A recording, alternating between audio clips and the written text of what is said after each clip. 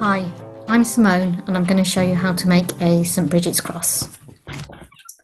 So to start with, you need to gather your materials. So the traditional materials are the reeds. So I'm just going to tap them on the table so that they're all about the same length and pick out any of the really short ones. I'm then going to cut them down.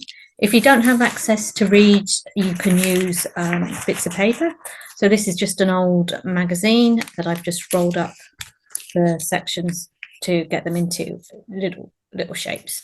You can also use straws, or you can use pipe cleaners to fasten the ends. If you're using the reeds, you can wrap the reeds around and tie them, but I'll show you that during the video.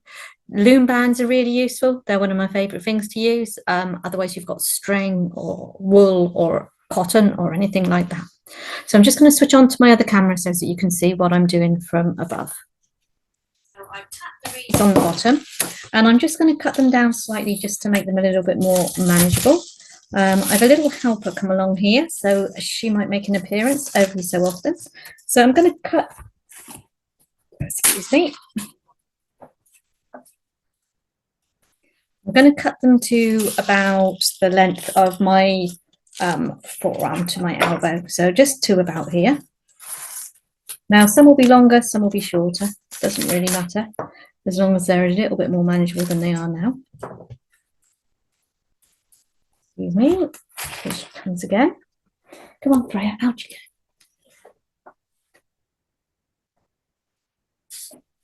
go. Okay, let's pause. Okay, so I've just trimmed down my reeds to a more manageable length. They're all about the same size, and they'd be around about the size from my elbow to my fingers, maybe a little bit shorter. So what I'm going to do is I'm going to take two of them to start with. I have, as you notice, I have a clock here in front of me. That's just to help me where they're going, to show you where they're going. So first of all, you start with two of the reeds. So I have two of them here. One of them I'm going to find about where the middle is, and I'm going to fold it in half. So this one here. So I end up with a T-shape. I've got one going across here and then two strands coming down to the 6 o'clock position. So now this bit here, you get to choose whether you have it go into the 3 or the 9.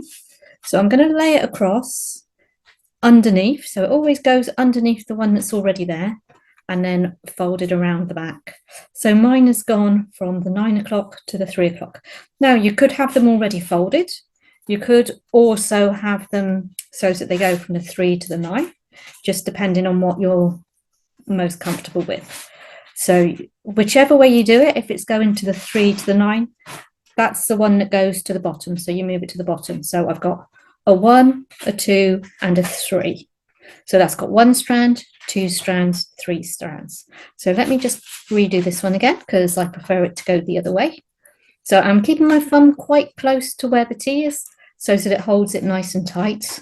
And I'm going to put this one here back in underneath. Okay, so I've got a 1, a 2, a 3, and I'm going to move this one around to the 3 o'clock. So always the one that you've just added it to goes to the bottom.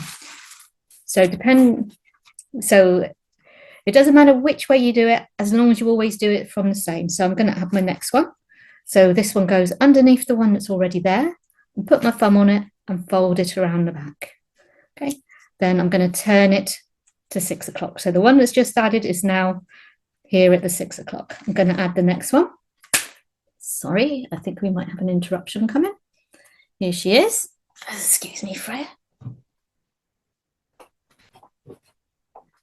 Okay, so thumb on top, goes underneath the ones that's already there, fold it underneath and move it around. So this is then becomes the 6 o'clock one. Okay, so I've got a nice little neat section forming here in the center already. Let's zoom in a little bit on that if you want to see it a bit closer. Oh, maybe not quite as far as that. Okay.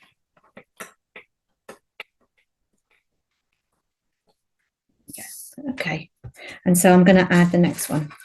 Again, underneath the ones that's already there, thumb on top and fold it underneath.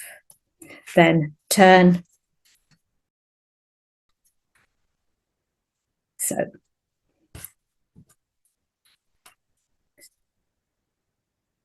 underneath, adding it to point towards the 3 and turn around. Okay. And as it's going, your knot will get bigger and bigger.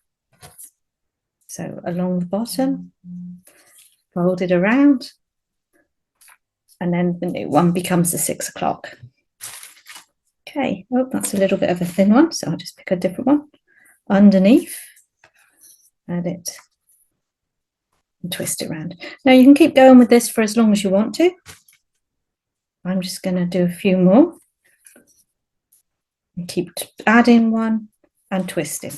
So every time you add one, you twist it around so that it goes down to the 6 o'clock. So I'm going to add one here, underneath, and then twist it around. So add one, fold it underneath, and then that becomes the one that goes to the 6 o'clock. Twist it around to 6. Okay, add one and twist it around. And again, add one and twist it around. So I might just add a few more just because you can see the lovely pattern here developing in the middle. Add one, thumb on the bit, and then twist it around. Now, just do a couple more and then we'll finish this one off. Yeah, so got a bit lost there. So that's the one that I've just added. So that's at 3 o'clock. So twist it around to 6 o'clock. And here's the next one. Now I'm going to do this one and then the next one will be my last one.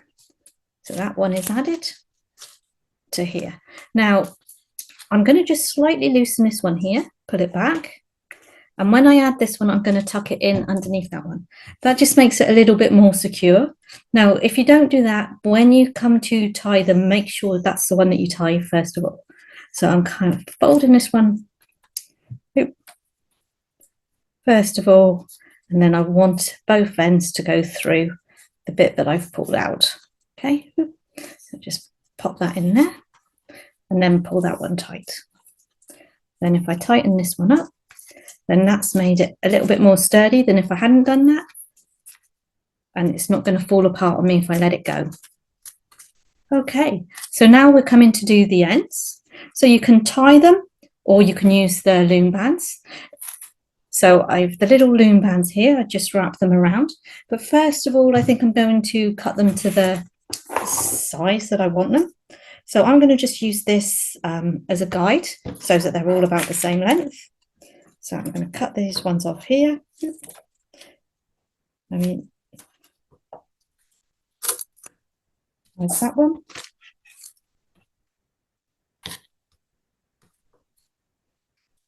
There's that one. The little one that escaped. There it is. And then this one. Put him off here. Oops. And then this one here. So if I was going with the traditional, what I'm going to do is I'm going to tie it using the other ends. So I'm going to use one of the bits that I cut off to start with. They tend to be the tops and tend to be thinner. So I'm just going to take one of them and let's move my coaster out of the way and wrap it round one. Oops, two. Oh, that's broken. Let's get another one.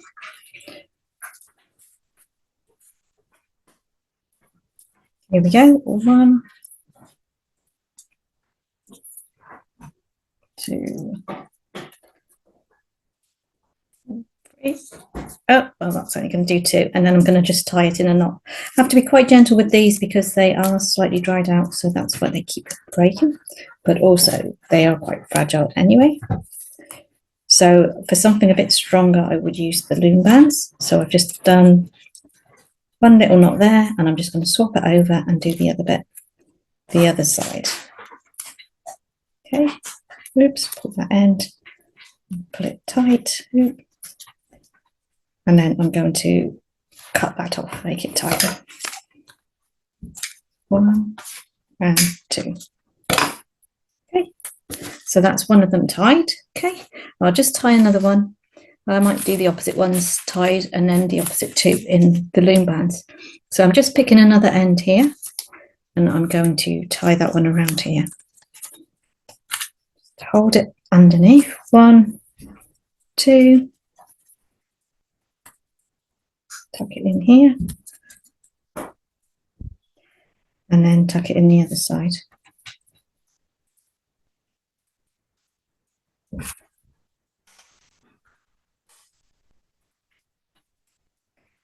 Now for something a little bit easier, I'm just going to use the loom bands on the other ones. Now you can always use the loom bands first and then put these over the top if you want to. That's an option as well. That makes things a bit easier. It's really up the ends, so cut them down.